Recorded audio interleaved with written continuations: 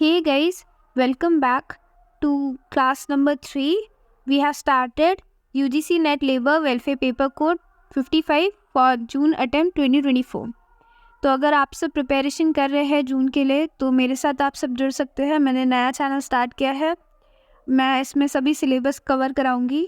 तो आज हम पढ़ेंगे कंट्रीब्यूशन ऑफ मेयो। तो एल्टन मेयो का कंट्रीब्यूशन बेसिकली ह्यूमन रिलेशन के ऊपर है। उन्होंने एक एक्सपेरिमेंट किया था along with some of the other researchers. उन्होंने एक एक्सपेरिमेंट किया था Hawthorne works of Western Electric company में, जो कि शिकागो में है यूएसए के। तो उस एक्सपेरिमेंट का नाम बेसिकली पड़ा हॉथॉर्न एक्सपेरिमेंट। इस एक्सपेरिमेंट में उन्होंने 4 एक्सपेरिमेंट किए। पहला था इल्यूमिनेशन एक्सपेरिमेंट, दूसरा आता है relay assembly test room experiment, तीसरा आता है मास इंटरव्यू प्रोग्राम और चौथा आता है हमारा बैंक वायरिंग रूम एक्सपेरिमेंट। तो इल्यूमिनेशन एक्सपेरिमेंट में क्या हुआ कि उन्होंने डिटरमाइन करना चाहा कि क्या इल्यूमिनेशन जो फिजिकल फैक्टर है वो अफेक्ट करता है वर्कर का प्रोडक्टिविटी या फिर नहीं। तो उन्होंने 2 ग्रुप ऑफ वर्कर्स लिए थे और दोनों ग्रुप ऑफ वर्कर्स को अलग अलग रूम में रख दिया और दोनों को बोला कि तुम अपना प्रोडक्टिविटी, जो भी आप अपना दिनचर्या का जो भी काम करते हो, जो प्रोडक्शन करते हो, वो करो। एक ग्रुप में उन्होंने इल्यूमिनेशन जो अपना जो लाइटिंग है वो कांस्टेंट रखा और दूसरे ग्रुप में उन्होंने जो लाइटिंग है वो वेरिड किया, मतलब कभी कम किया कभी ज़्यादा किया। तो इस एक्सपेरिमेंट को करने के बाद में जो रिज़ल्ट आया, उन्होंने नोटिस किया कि कोई भी कंसिस्टेंट रिलेशनशिप नहीं है फैक्ट्री लाइटिंग और प्रोडक्शन लेवल का। और एक सरप्राइजिंगली एक रिजल्ट जो निकला है कि प्रोडक्टिविटी जो दोनों ग्रुप का है वो बढ़ गया, इवन जब कैंडल पावर को हमने रिड्यूस कर दिया था वर्क एरिया में। मतलब जब हमने कैंडल पावर को कम कर दिया था जो रूम में, उधर में भी एक्सपेरिमेंट करके यही मिला कि प्रोडक्टिविटी बढ़ रहा है। तो उनको रियलाइज़ हुआ कि कुछ और फैक्टर्स पक्का होंगे जो प्रोडक्टिविटी में अफेक्ट करते हैं। फिर दूसरा एक्सपेरिमेंट जो उन्होंने किया, उस एक्सपेरिमेंट का नाम पड़ा relay assembly test room experiment. ये नाम तो थोड़ा बड़ा है, पर इस एक्सपेरिमेंट को जानने के बाद काफ़ी इंटरेस्टिंग एक रिज़ल्ट आया। ये एक्सपेरिमेंट हुआ था बेसिकली कुछ फैक्टर्स को कंसिडर करके, जैसे कि हमारा रेस्ट पीरियड हो गया, लेंथ ऑफ वर्किंग डे हो गया, लंच ब्रेक हो गया, इन सबको उन्होंने कंसिडर किया था। तो इस एक्सपेरिमेंट में उन्होंने 2 स्मॉल ग्रुप को लिए जिसमें 6 फीमेल टेलीफोन असेंबलीज होते हैं और दोनों को सेपरेट रूम में रखा और टाइम में उन्होंने जो फ्रीक्वेंसी है, रेस्ट पीरियड का जो लेंथ है, वो सबको उन्होंने बढ़ाया कम किया। फिर वर्किंग डे जो है उसका पीरियड उन्होंने बढ़ाया, लंच ब्रेक का टाइम वगैरह चेंज किया और उन लोगों को भी अलाउ किया कि तुमको जो मर्ज़ी है तुम अपना रेस्ट पीरियड वगैरह चूज़ कर सकते हो और सजेशंस दिया कि वर्किंग कंडीशन को कितना इम्प्रूव करना है क्या नहीं। तो इसमें एक इंटरेस्टिंगली एक रिज़ल्ट जो आया वो सिमिलर था जो हमारा पहला एक्सपेरिमेंट था इल्यूमिनेशन के ऊपर, और प्रोडक्टिविटी भी कॉन्स्टेंटली इंक्रीज़ हो गया दोनों में। इनफैक्ट प्रोडक्टिविटी बढ़ गया even when they return to condition that existed at the beginning of the experiment. तो उनको इतना समझ में आ गया था कि ये जो रेस्ट पीरियड है, फ्रीक्वेंसी है, length of the working day है, ये सब फैक्टर अफेक्ट नहीं करते हैं वर्कर की प्रोडक्टिविटी में, शायद कुछ और फैक्टर होते हैं। तो इसके लिए उन्होंने तीसरा एक्सपेरिमेंट किया। तीसरे एक्सपेरिमेंट का नाम था मास इंटरव्यू प्रोग्राम।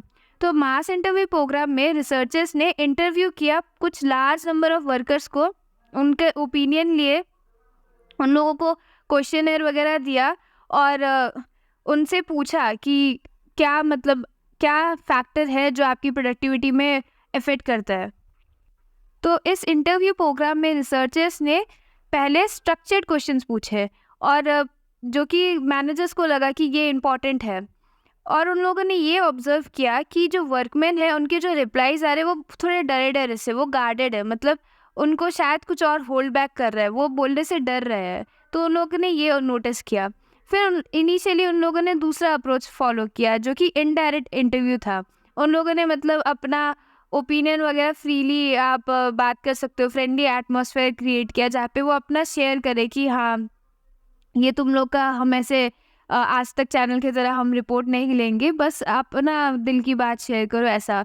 तो उन लोग को एक चीज़ रियलाइज़ हुआ, एक फाइंडिंग जो उन लोग को समझ में आया कि एक सोशल फैक्टर था जो कि टोटल वर्क इन्वायरमेंट में अफेक्ट करता है।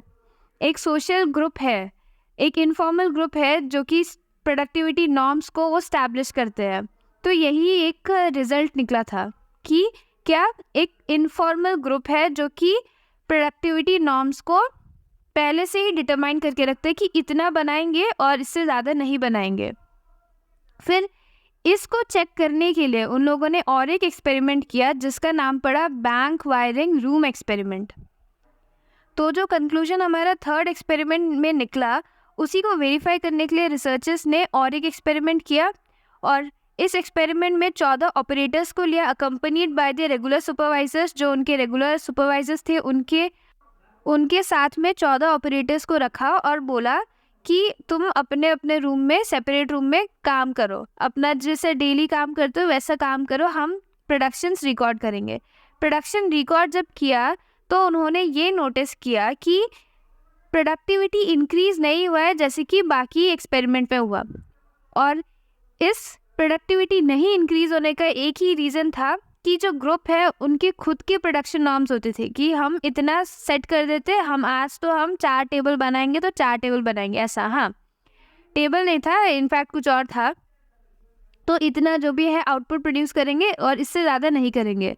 और सब वर्कर्स को, इंडिविजुअल वर्कर्स को इतना इतना मतलब डेली का टारगेट दे देते थे और एक ग्रुप में लीडर होता था और उनका मतलब इनफॉर्मल अपना ही ग्रुप बन गया था। और जो वर्कर सोचता था कि नहीं मैं थोड़ा और ज़्यादा बनाऊंगा तो उसको हरास किया जाता था, पनिश किया जाता था, आइसोलेटेड किया जाता था, जो ग्रुप नॉर्म से अलग प्रोड्यूस करने का कोशिश करता था। और ये जो आउटपुट उन लोगों ने फिक्स किया था वो मैनेजमेंट ने जो डिसाइड किया उससे हमेशा लोअर होता था। तो फाइनली ये कंक्लूजन में आता है कि जो ग्रुप है उन्होंने यूज़ किया है क्या, सोशल ऑस्ट्रेसिज्म, मतलब social rejection as a means of getting individuals to comply with their work standard. मतलब ग्रुप एक सोशल रिजेक्शन को यूज़ करता था। हर एक मतलब अगर इंडिविजुअल ने ज़्यादा काम कर दिया तो उसको ग्रुप से निकाल देंगे, वर्क स्टैंडर्ड्स अगर उसने ज़्यादा परफॉर्म किया तो उसको ग्रुप से निकाल देंगे। एक ग्रुप मतलब होता है ना एक इनफॉर्मल ग्रुप में कि ये है, इसको ही चलना पड़ेगा, ऐसा। तो लास्ट एक्सपेरिमेंट इसी पे था। तो मेन कंक्लूजन क्या आते हैं इस हॉथॉर्न एक्सपेरिमेंट में कि पहला है कि इस हॉथॉर्न स्टडीज़ ने रीफोकस किया है सोशल साइड ऑफ वर्क में। पहले तो जैसे फेयोल, टेलर, इन सबके टेक्निकल एस्पेक्ट्स में उन लोगों ने ज़्यादा ध्यान दिया था, टेक्निकल हो गया, इकोनॉमिक हो गया, पर हॉथॉर्न एक्सपेरिमेंट ने क्या फोकस किया, सोशल साइड।